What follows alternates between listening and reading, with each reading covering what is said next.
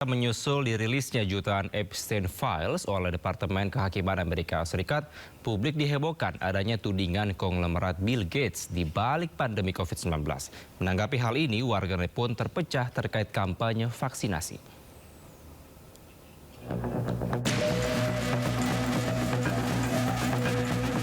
Masyarakat dunia kembali dikejutkan oleh informasi lain di balik dirilisnya Epstein Files, kumpulan komen rahasia berisi skandal sejumlah tokoh dunia. Sebuah email diduga menjadi bukti antara miliarder dan filantropis. Bill Gates berkomunikasi dengan Jeffrey Epstein, konglomerat yang berada di pusat skandal terkait simulasi pandemi pada 2017. Email itu diduga berisi diskusi seputar latihan kesiapan dan skenario pandemi. Untuk diketahui, pandemi COVID-19 diumumkan akhir Desember 2019. Teori konspirasi yang menyebut pandemi COVID-19 sengaja diciptakan pun kembali muncul. Apalagi pada Oktober 2019, Yayasan Bill dan Melinda Gates ikut mensponsori simulasi pandemi global bersama sejumlah organisasi dunia. Simulasi ini bertujuan menguji kesiapan dunia menghadapi wabah virus fiktif. Pihak yayasan sendiri menyebut event itu hanyalah latihan kesiapsiagaan, bukan perencanaan atau prediksi pandemi nyata. Hal ini pun menuai pro kontra di kalangan netizen. Ada yang menyebut akal-akalan antek asing. Namun tak sedikit yang mengkhawatirkan konspirasi itu bisa membahayakan kampanye imunisasi massal yang sudah ada sejak lama. Sementara itu, usai namanya disebut dalam berkas Epstein, Bill Gates pun menutup kolom komentar di akun media sosialnya. Pemirsa, di balik wabah COVID yang pernah melanda, nama Bill Gates kembali mengemuka. Salinan bukti skandal Epstein Files menguak informasi baru. Benarkah ia sebagai kunci atau sekedar isu? Di saat vaksin dikejar demi selamatkan nyawa, narasi gelap justru datang menggerus upaya negara. Dan pemirsa, untuk membahasnya lebih dalam sudah bergabung bersama kami Dr. Diki Budiman, pakar keamanan kesehatan global Griffith University, dan Yarsi. Selamat sore, Dr. Diki. Selamat sore Bang Kevin, salam sehat. Ya, salam sehat selalu dokter. Sudah lama ini kita mendengar bahwa COVID-19 adalah sebuah konspirasi elit global. Apakah memang dengan pertemuan dari Bill Gates dan juga Epstein ini terkait menghadapi pandemi bisa menjadi konfirmasi teori konspirasi tersebut? Bukti sejauh ini menunjukkan bahwa secara biomolekuler ya, adanya COVID-19 pandemi itu lebih mengarah pada penyebabnya dari alam liar ya. Jadi adanya spillover namanya. Jadi secara biomolekular itu tidak ada bukti saintifik ya, ilmiah yang mengarahkan bahwa ini adalah rekayasa. Ini sudah satu hal atau fakta yang tidak bisa dibantah, sekali lagi secara ilmiah tentu kalau kita bicara ilmiah. Dan untuk diketahui juga kalau bicara Epstein file ini kan menyinggung bahwa ini ada semacam pelatihan ya, pelatihan ataupun semacam pandemik rekayasa pada awal sebelum terjadinya pandemi COVID. Itu bukan juga hal yang menunjukkan bahwa COVID-19 adalah satu rekayasa, karena disebut dengan pandemic preparedness itu bukan hal baru. Dari masa SARS ya, dulu saya juga terlibat di masa SARS tahun 2000-an, atau Ebola, atau misalnya bahkan di masa sebelumnya pandemik swine flu atau flu, itu kita dunia bahkan pada level nasional masing-masing negara bahkan diharuskan untuk melakukan semacam pelatihan atau exercise atau setidaknya tabletop exercise. Ini yang artinya mengharapkan bahwa negara itu siap untuk mengatasi, merespon ancaman yang disebut dengan penyakit X sebetulnya saat itu. Jadi sekali lagi kita harus hati-hati ya menyikapi, apalagi dalam konteks Epstein ini dia menulis, memang dia berkenal dengan tokoh-tokoh global begitu yang berpengaruh, tapi dia melihat dalam perspektif dia sebagai orang awam, bahwa dia tahu ada satu event yang disebut dengan preparedness, tidak berarti dia itu tahu bahwa apa yang dilakukan sesuai dengan yang dikatakannya ya. Dan yang menjadi juga harus difahami oleh publik bahwa ketika keluar berita seperti ini, kebetulan saya PhD saya di bidang juga risk communication yang antara lain mengadres masalah teori konspirasi, hoax ya, atau disinformasi, ini biasanya digoreng dalam tanda kutip ya, atau dibuat menjadi seperti bias emosional. Jadi yang dikait-kaitkan kalau kita amati yang beredar di media ini lebih ke individu dari Bill Gates itu. Tidak ada bukti ilmiah yang mengarah pada aktivitas yayasannya yang memang kan bukan hanya Bill Gates saja yang ada di situ. Ada tokoh-tokoh besar dunia yang ada di dalam Bill Gates Foundation yang kebetulan saya juga dulu terlibat ya dalam beberapa saran-saran terhadap yayasan ini. Oke, dokter, menurut Anda dari Epstein Files ini apakah memang sudah dapat dikonfirmasi kebenarannya kalau kita lihat ini juga dari beberapa draft email ya? Pandangan Anda seperti apa? Ya, tentu saya menghindari komentar ininya ya, yang sifatnya individu ya. Memang kalau bicara komunikasi dia dengan Bill Gates misalnya, kaitan dengan infeksi segala macam, itu hal yang sulit dibantah atau sulit dikesampingkan. Tapi kan itu tidak ada kaitan sama sekali dengan program vaksin global, tidak ada kaitan dengan juga pandemi. Itu hanya mengaitkan antara hubungan Epstein ini yang sudah wafat ini dengan Bill Gates itu. Jadi kalau bicara program Bill Gates Foundation-nya atau Gates Foundation-nya yang di sini juga ada istrinya. Yang ingat sekarang ini kan istri dan suami ini mantan sudah, tapi masih sama-sama di yayasan yang aktivitasnya untuk kemanusiaan. Ini tidak sendiri mereka gitu. Jadi sekali lagi yang tersebar ini lebih pada mengupayakan terjadinya satu bias emosional sehingga orang akan melihatnya bahwa oh ini program-program yang diluncurkan Bill Gates ini tidak sahih secara ilmiah dan lain sebagainya. Ini yang harus sekali lagi kita bedakan ya.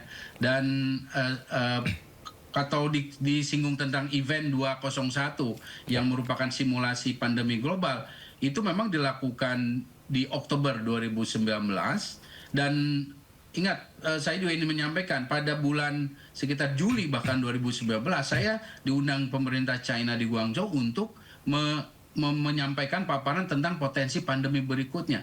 Kebetulan secara ilmiah coronavirus pada saat itu disampaikan sebagai ranking yang atas-atas yang mengancam. Dan kemudian terjadi itu bukan satu kebetulan yang artinya dalam tanda kutip keberuntungan, tapi data-data ilmiah memang menunjukkan seperti itu. Ini yang harus disadari. Dan event 201 itu pun bukan hanya Bill Melinda Gates Foundation yang melakukannya saja, tapi ada World Economic Forum yang independen, ada John Hopkins Center for Health Security yang juga sangat independen. Dan ini semua sekali lagi menunjukkan bahwa memang para ahli sudah memperingatkan sejak jauh hari potensi adanya pandemi zoonosis ya, bukan COVID-19. Kita nggak tahu. Bahkan sekarang pun saya bisa sampaikan, kalau ditanya apakah ada pandemi berikut, ada, tinggal menunggu waktu dan itu tidak akan terlalu lama karena ini bicara masalah momentum yang tinggal menunggu waktu yang tepatnya. Oke, Dok, ini Bill Gates juga sempat menjadi orang yang dianggap mendorong begitu ya semua orang bisa divaksin untuk mengalahkan COVID. Apakah memang dengan adanya Epstein Files ini dapat menguatkan kecurigaan semuanya soal bisnis? Ya, kalau bicara bisnis dalam konteks vaksin tentu tidak bisa dikesampingkan. Dalam konteks saya tidak naif juga ya, bahwa ada memang kaitan antara vaksin dengan bisnis. Tapi kalau bicara konteks vaksin COVID-19, itu nilai bisnis untuk katakanlah yang dikelola oleh badan dalam hal ini misalnya WHO yang antara lain juga Bill Gates ini juga berkontribusi, itu bisa dikatakan minim sekali ya, kecuali mungkin beberapa yang memang swasta gitu ya yang terlibat. Tapi kalau bicara katakanlah kalau di kita Sinovac misalnya ataupun misalnya vaksin merah putih misalnya, itu kan bukan satu industri vaksin yang dalam tanda kutip menguntungkan atau memberikan profit yang besar. Bahkan kalau bisa jujur ya banyak yang akhirnya harus disubsidi oleh pemerintah. Dan sekali lagi tuduhan-tuduhan seperti ini harus disikapi secara kritis ya.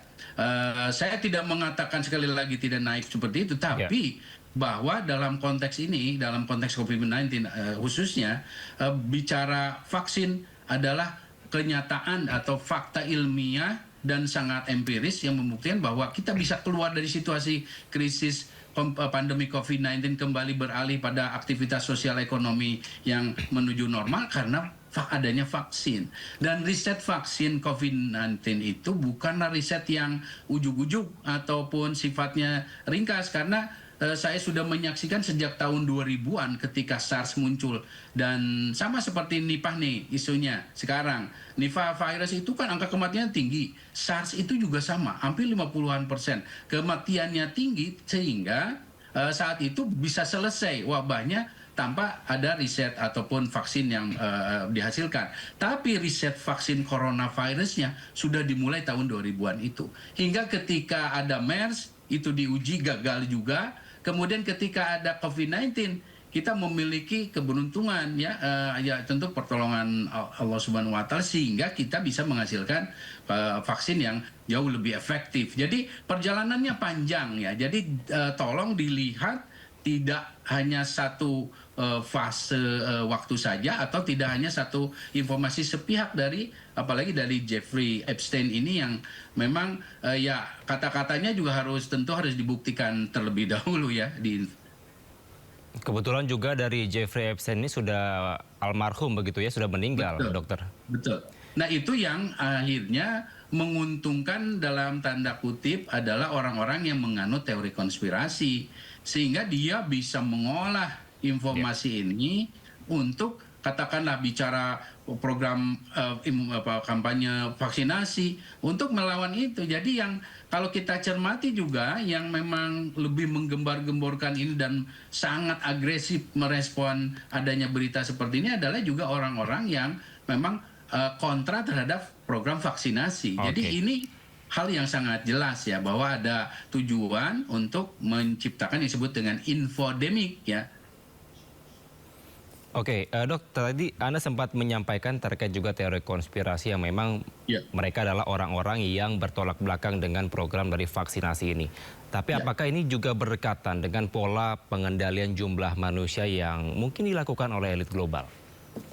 Ya, ini juga isu ataupun perdebatan yang muncul juga karena statement dari Bill Gates ya, yang antara lain ya. Dan inilah yang sekali lagi kenyelenehan ya dari filantroper global yang dia merasa punya kuasa sehingga sering mengeluarkan statement-statement yang disadari atau tidak ini menjadi blunder ya, menjadi bola liar yang akhirnya dimanfaatkan sekali lagi oleh orang-orang yang menganut teori konspirasi ini. Tapi kalau bicara pengendalian populasi itu secara ilmiah aplikasinya sulit sekali.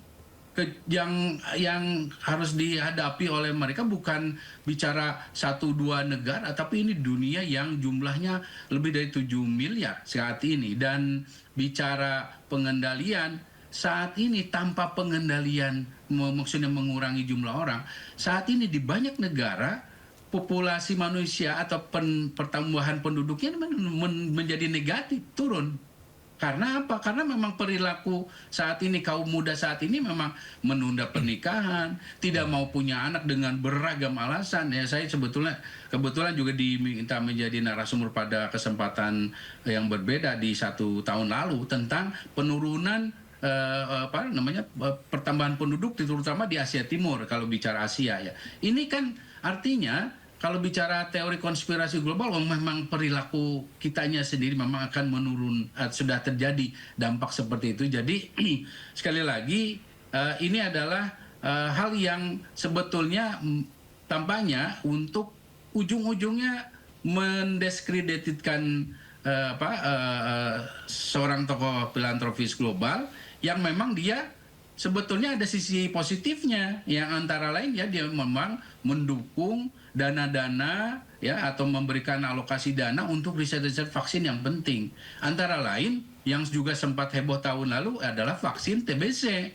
Vaksin TBC ini untuk diketahui jumlah yang harus dikeluarkannya itu bisa puluhan ratusan triliun, dan itu tidak ada satu negara pun bahkan Amerika yang sanggup dan mau, karena TB itu adalah penyakit orang miskin, negara miskin, sehingga negara-negara maju itu atau apalagi yang disebut dengan industri farmasi yang berorientasi profit itu tidak tertarik. Nah, filantropi seperti Bill Gates ini yang menjadi dalam tanda kutip penyelamat. Nah, mereka ya tentu para penganut teori kontra vaksin tentu nggak suka dengan Bill Gates ini. Nah, inilah yang harus dilihat secara utuh. Di luar sifat atau karakter Bill Gates yang memang kontroversial ini, ada sisi positif dia yang sebetulnya ya kita mendapat manfaat dari itu ya. Oke dok, tapi kalau mungkin saya jadi terbesit ingin bertanya kepada Anda secara pribadi begitu ya. Ya. Kalau Anda melihat dari COVID-19 kemarin ini konspirasi atau memang real dok? Real ya. Karena begini, kalau bicara konspirasi tentu ada yang diuntungkan. Kan gitu, logikanya. Nah, dalam faktanya tidak ada negara di dunia ini yang untung karena COVID-19. Yang ada buntung dalam tanda kutip atau dirugikan ya dari sektor ekonomi, sosial dan lain sebagainya. Belum kalau bicara misalnya jumlah penduduk yang meninggal. Kalau bicara kan vaksin produsen ini paling banyak di Amerika. Amerika paling banyak yang meninggal. Jadi kalau bicara dikatakan oke, ini ada rekayasa, kemudian ada yang dikatakan diuntungkan, tidak ada. Bahkan secara politis saja Amerika ini dirugikan atau mengalami kerugian. Nah, selain itu, hal yang juga memperkuat dan tidak bisa dibantah adalah bukti ilmiahnya, Bang Kevin. Jadi bukti ilmiah. Jadi kalau kita mau menelusuri seperti halnya, jadi epidemiologi itu ada investigasinya juga. Jadi kalau kita mau memastikan, oh ini sumbernya dari mana, itu kita bisa cari. Kemudian untuk memastikan virusnya dari mana sih asalnya, itu juga bisa dicari dengan riset yang disebut dengan molekuler itu. Dan itu semua mengarah pada sumber asli, yaitu di alam liar, dan dalam hal ini diperantarai di salah satunya. Nah, ini salah satunya adalah di pasar Wuhan itu. Walaupun, nah sekarang sebetulnya di kalangan para ilmuwan yang menjadi perdebatan bukan lagi bicara ini dari rekayasa atau laboratorium atau tidak, tapi di mana sebetulnya pertama tercetus. Nah, sekarang kan pemerintah China ini dikabarkan akan merilis data ya bahwa ini sebenarnya di Amerika pertama terjadinya, kemudian dibawa ke China. Ya, saya walaupun saya ini ya di Griffith ini juga ada diskusi ya bahwa memang pada awal tahun 2019 itu memang terjadi kasus yang disebut dengan pneumonia undiagnosed. Jadi mirip-mirip gejala COVID itu. Ya, tapi saya mungkin agak ini karena ini di media nanti saya jadi ini. Tapi setidaknya ya sekarang yang berkembang itu isunya bukan lagi asal dalam konteks ini rekayasa laboratorium atau alam liar, jelas sudah dari alam liar, dari hewan. Tapi sekarang yang jadi perdebatan di negara mana yang pertama, karena ini Amerika ini kan sekarang begitu pengen dengan China sekarang sedang berdebat kan. Nah, ini China mau membuktikan bukan di China pertama gitu. Itu seperti itu. Oke dok, tadi Anda sempat menyampaikan bahwa memang COVID-19 ini real dan banyak yang dirugikan. Mungkin yang diuntungkan bagi mereka-mereka yang punya lahan bisnis dari tes swab atau antigen itu kali dokter maksudnya. Ya, itu pun menurut saya tidak bermoral ya keuntungannya. Okay. Dan cenderung korup ya, atau terjadinya penyalahgunaan korupsi. Karena sejatinya katakanlah ketika itu kan saya di Australia lama ataupun bahkan di Amerika sendiri itu pemerintahnya tidak mengambil untung, atau bahkan mereka menuntut pada perusahaan produsen vaksin swasta itu untuk memberikan kompensasi. Dengan cara apa ya? Dia kan melakukan riset antara lain ada yang di Afrika lokasi dan sebagainya, memberikan sebagian dari vaksinnya itu secara gratis. Jadi kalau bicara itu memang ada, tapi menurut saya itu adalah segelintir oknum. Di Indonesia kan senang oknum ya, oknum yang memanfaatkan situasi itu. Saya juga mengakui ya dan melihat, dan bahkan saya termasuk yang saat itu ingat saya menentang harga, menentang segala macam ya. Baik. Terima kasih Dr. Diki atas insight Anda, dan juga kita harapkan masyarakat kita semakin terbuka dengan adanya isu yang tengah beredar saat ini. Terima kasih pakar keamanan kesehatan global dari Griffith University dan YRC, Dr. Diki Budiman telah bergabung bersama kami di Sindo Sore. Salam sehat selalu, dokter. Salam sehat. Terima kasih. Ya pemirsa, disebut-sebut namanya di dalam Epstein Files, Presiden Amerika Serikat Donald Trump menepis tudingan dirinya pernah menghabiskan waktu di pulau pribadi milik Jeffrey Epstein. Alih-alih Trump justru menuding Epstein berkonspirasi bersama seorang penulis untuk menjegal Trump saat Pilpres lalu. He said that I spent time on Jeffrey Epstein's island. I didn't. I mean, he's a lightweight, this guy. He's to do with that. I have nothing to do with Jeffrey Epstein. And in fact, if you look at the DOJ, they announced, they released 3 million pages. It's like this is all they're supposed to be doing. And frankly, the DOJ, I think, should just say, we have other things to do, because that whole thing has turned out, I mean, other than Bill Clinton and, Bill Gates and lots of people that there are a lot of questions about it, but nothing on me. But it was even sort of better than that, because they found that Jeffrey Epstein and this sleazebag writer named Michael Wolff were conspiring against Donald Trump to lose the election. So Epstein was conspiring with a writer for me to lose the election.